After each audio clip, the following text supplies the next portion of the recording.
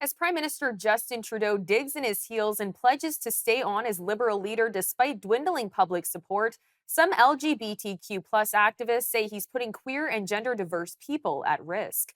Queer advocates say a conservative government led by Pierre Poilievre would be dangerous for LGBTQ plus Canadians, and some are pushing for Mr. Trudeau to step aside to give the Liberals a better chance of winning the next election, which must be held on or before October 20th, 2025. I'm now joined by Celeste Trianon to discuss this further. Celeste, thank you for joining us. It's a pleasure.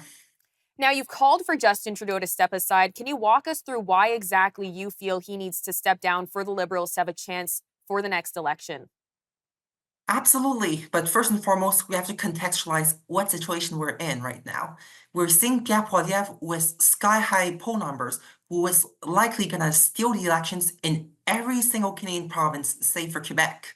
So we're talking about a government here which has sky-high popularity and who does not seem to be going down anytime soon, yet who has also proposed draconian policies going even beyond what Danielle Smith has suggested for trans youth, up to and including criminalizing trans people's daily lives.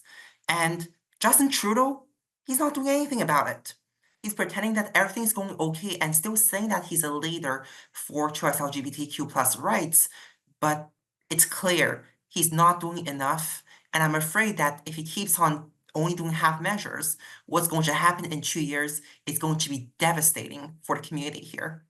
Now, you did just briefly touch on what the Conservatives are going to try to do, but what do you fear for the LGBTQ plus community if a Conservative Party is elected? I fear for overall just a rollback of the rule of law of our constitutionally protected rights and especially our charter rights. So, for context, gender identity and sexual orientation are protected under Section 15 of the Charter, thanks to, courts having ruled in favor of that. But I'm afraid that eventually a conservative government might go as far as to overturn these constitutionally protected protections. The same goes for same-sex marriage. And even more urgently, we're talking about trans people's daily lives. Poilievre himself suggested banning trans women from using women's bathrooms, despite no evidence that that poses any threat to cisgender, so non-trans women. And the only way he could institute such a ban is using the notwithstanding clause, which would not just be an attack towards the choice LGBTQ plus community, but to pretty much all minorities living in this country. Now, Justin Trudeau has been called the most progressive prime minister and was the first Canadian prime minister in history to raise the pride flag at Parliament Hill. And he was also the first sitting prime minister to march in the pride parade. Is there a worry that if another Liberal is to run in place of Justin Trudeau, he might not be as progressive as Mr. Trudeau is? Honestly, no. I don't fear that because at this point, supporting choice LGBTQ plus rights is a sine qua non for any given political party, except the conservatives.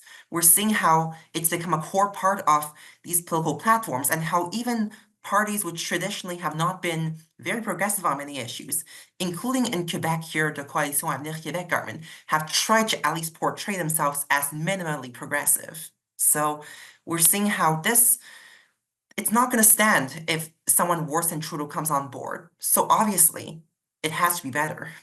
Now, in a situation, if Justin Trudeau does not step down, do you feel that the LGBTQ plus community would be equally or better served by an NDP government?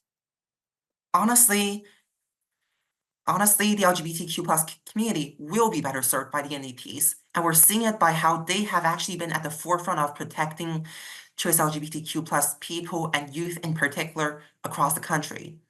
They marched with us in counter-protests for trans youth last year on September 20th, when there were nationwide anti-trans protests held all across the country.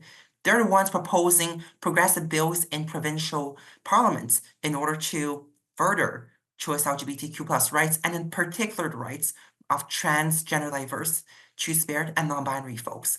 We're seeing how newly elected NEP provincial governments, notably in Manitoba, have been instituting some highly progressive moves, which would never have been possible under any other government. And this is something I'd love for Canada. It's for us to continue being a safe haven where that other countries can look up to and where people from unsafe countries where they might be persecuted or killed for being part of the rainbow community can safely flee to.